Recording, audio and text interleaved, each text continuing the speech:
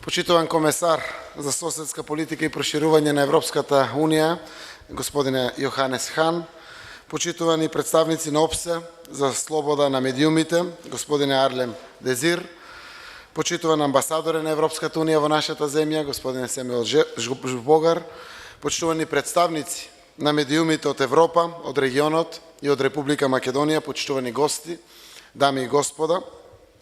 Дозволете прво да ви посакам добре дојде на сите гости овде во Скопје, во Република Македонија. Ви посакувам пријатен престој и секако успешна конференција и успешна дебата. Ако во основата на оваа конференција е темелната цивилизацијска вредност, слободата на медиумите, прво на што треба да се стави акцентот е дека тоа не може да се постигне, ниту да функционира само по себе.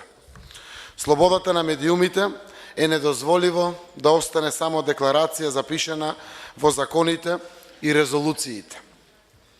За да биде жива, автентична и секојдневна пракса, таа мора да произлегува и да биде дел од еден економски одржлив, независен и плуралистички медиумски сектор кој обстојува во функционални држави во кои владее правото како гаранција за автентична медиумска слобода.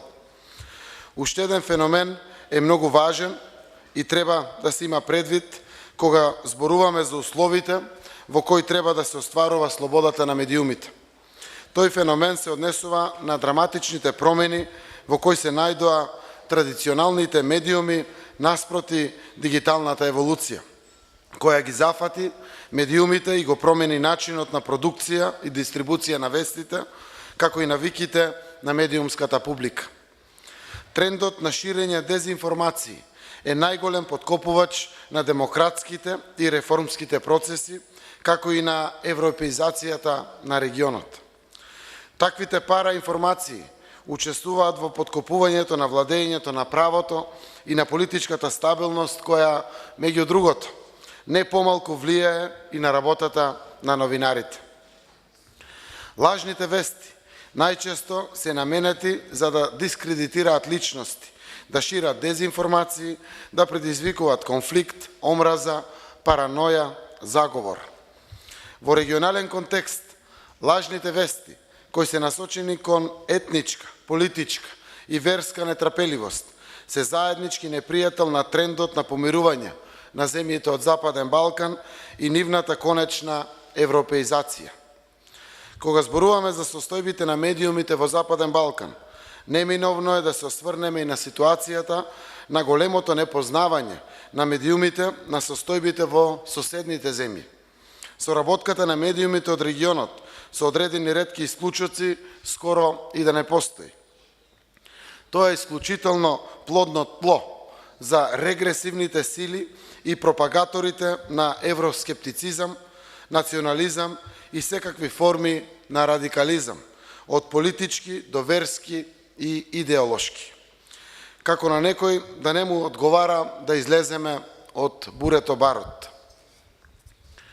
Почитувани представници на медиумите од регионот и од Европа.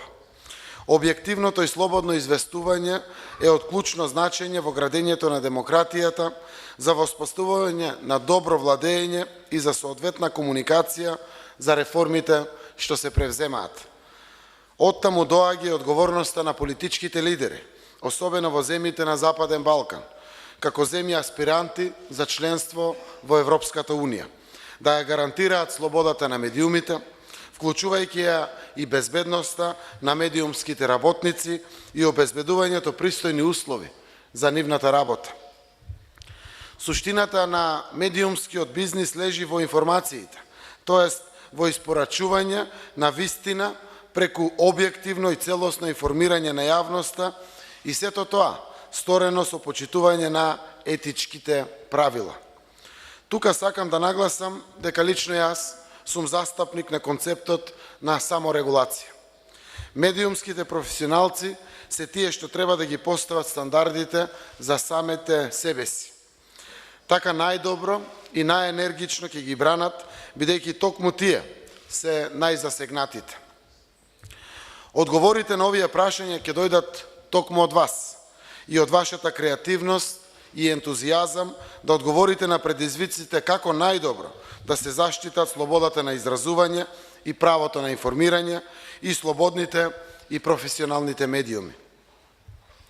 Слободата на говор е загарантирано човеково право, но злоупотребата на тоа право во форма на дезинформирање, наведување или пропагирање, што во случајот на Западен Балкан многу лесно се рефлектира врз целокупната безбедност и стабилност, не е ни одблиску слобода на говор.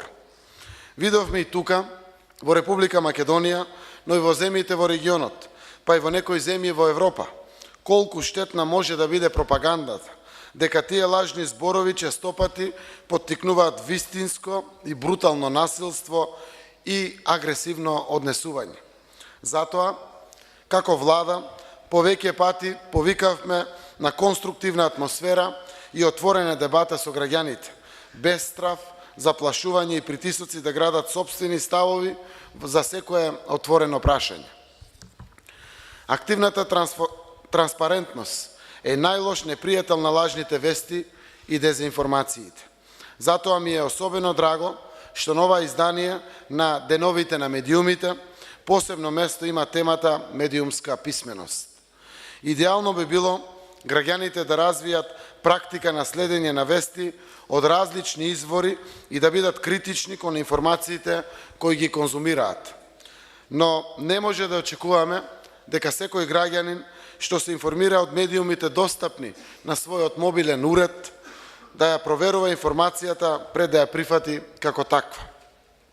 Тоа е работа на регулаторните тела и не помалку на медиумите, чиј простор е директно узурпиран од таквата не само нелојална, туку и неетичка конкуренција. Тоа е работа и одговорност и на јавните радиодифузни компании, кои мора да бидат тврдина на објективно и независно новинарство. Извор на информации на кои граѓаните секогаш ќе се повикуваат како на најрелевантни и од најголема доверба. Сакам да ве уверам дека вашите грижи се и наши грижи.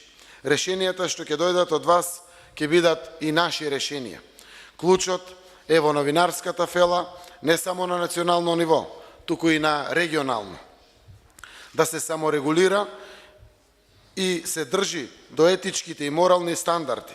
Владите и сите политички субјекти мора да ги поддржат овие стандарди.